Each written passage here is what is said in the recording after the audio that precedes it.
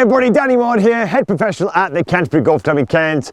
This week I'm going to give you two of my biggest mistakes I personally see when people are striking their irons. It costs them distance, it costs them accuracy, and in terms of consistency, it's a real killer. So in this week's training, you're going to work out exactly what they are, why they are a problem for most golfers, and exactly how we're going to start solving them today.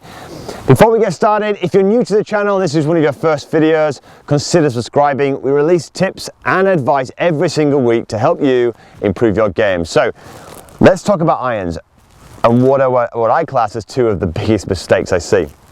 So the first thing is, if you're new to this, how do we strike an iron in the first place? What is a beautifully struck iron? A beautifully struck iron shot is where the club strikes the ball and then continues and strikes the turf after the golf ball. That is the first thing we need. That is what we really need to strike a pure iron shot. We don't want to strike the ground just level with the ball. We don't certainly want to be striking behind. We need to strike the ball, then the ground, and that leads to a pure strike. Now, how do we go about doing that, and what do I see a lot of golfers working on? So you may have heard, for instance, in order to get that ball turf strike, what we need is a decent amount of shaft lean, right? So the club's coming in, the angle of the shaft is ahead of the golf ball at impact, and then we work on getting you heading downwards on the golf ball. Now, here's one of the biggest mistakes I see. I see a lot of golfers trying to work on this, and they're working really hard to try and hold this angle as they're coming in. And do you know what? All they're doing is making the swing very wooden and very stiff, and they're actually losing distance control, and if anything, they're pushing the ability to hold this angle naturally further and further away, right? What you've got to realize about this, the angle is correct. What they're working on is absolutely correct. We do need shaft lean, but how they're working on it, I don't know if you're doing the same, but how you may be working on this is incorrect, right? What we do not want to be doing, if we want to achieve this angle here, we do not want to be trying to hold the angle through impact like this. That is definitely not what we want to do. That is unnatural. What we want to be able to do is this. When you see the best players, in a sense, and they've got this what you call lag or lean, shaft lean at impact, it's done in a very natural way. So they get the strike, but they also get club head speed, right? Think of it this way. If you threw a ball and you want to throw it a long way, right? It wouldn't look right if you did this. You just flicked it, would it, right?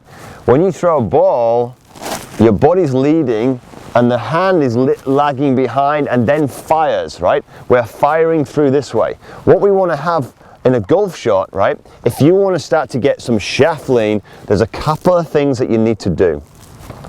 The first thing is this. Have the grip pressure light enough so for the wrists to be passive, right? Now it's an old, I don't know if you've heard this before, but hold it as almost like you're holding a tube of toothpaste, right? Firm enough to not allow the toothpaste to squirt out, but soft enough so it just comes out gently, right? What that allows you to do here is it allows the wrists to be passive, right?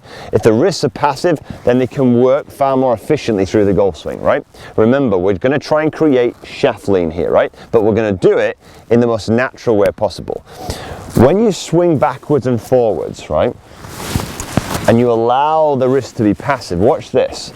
As I transfer my weight from my backswing to my downswing, there becomes a little bit of lag and a little bit of shaft lean, right? What causes that?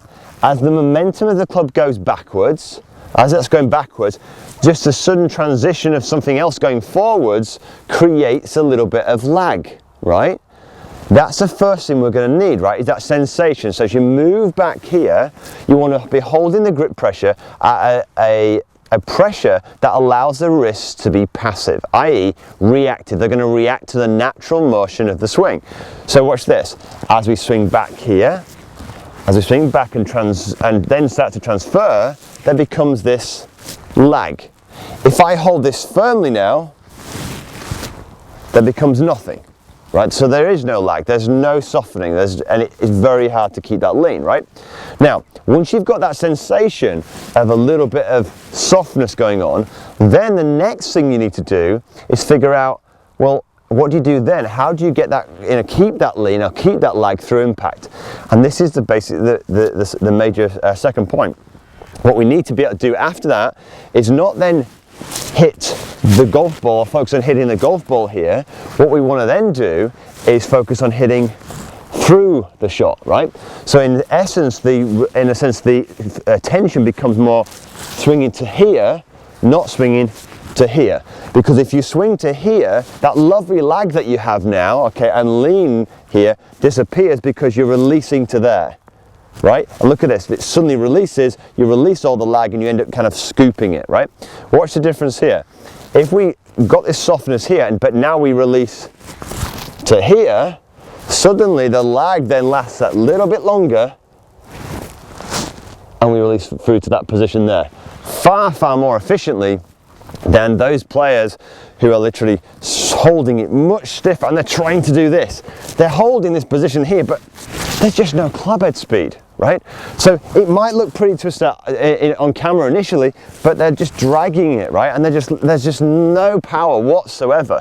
So it's not just the shaft lean that we need the shaft moving at pace so that you can not only strike the ball well, but also generate a stack of speed so you can increase that power, all right? So let's just summarize that point for a second. What are we trying to do? We know that we need to get shaft lean at impact, but what I see too many golfers doing is they're not working on the best way on how to achieve it. It's correct to get shaft lean, but we need to work on it in two different ways. First way, we need to grip it at a pressure like a tube of toothpaste, just gently squeezing the toothpaste out. That allows the wrists to be passive, so when you swing backwards and forwards here, the wrists naturally break. As you swing back and then transfer back down, there becomes this natural lag. Now, that's the first thing. You need to have a softness and allow that club to swing just a little bit freer, right? For some people that feels a bit out of control, but really go with it.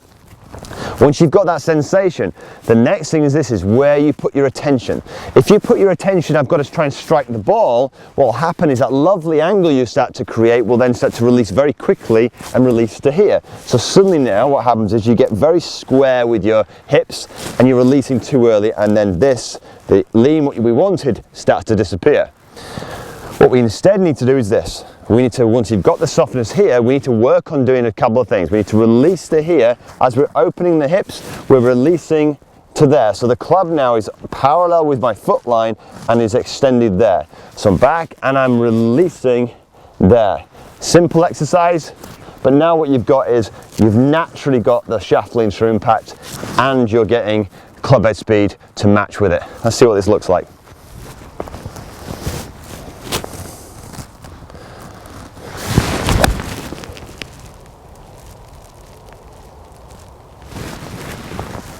Great. Let's have another look at that.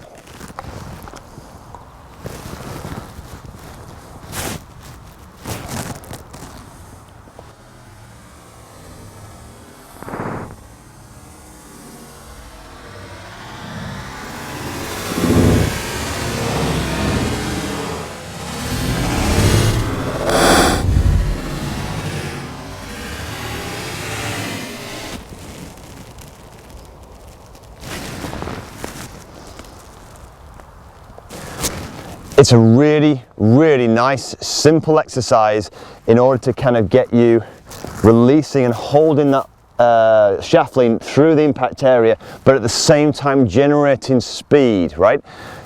Golf is not a series of individual static positions. They are positions that we swing through, right? Otherwise it becomes mechanical, stiff, wooden, and you just cannot play golf like that, all right? I hope you enjoyed it. I hope you find this useful. If you do, share it with somebody who's struggling with their iron play. It really, really helps. And of course, look, if you're enjoying the channel and you want to see this in your inbox every single week, don't forget to press the subscribe button and the bell. But until next week, have a great golfing week.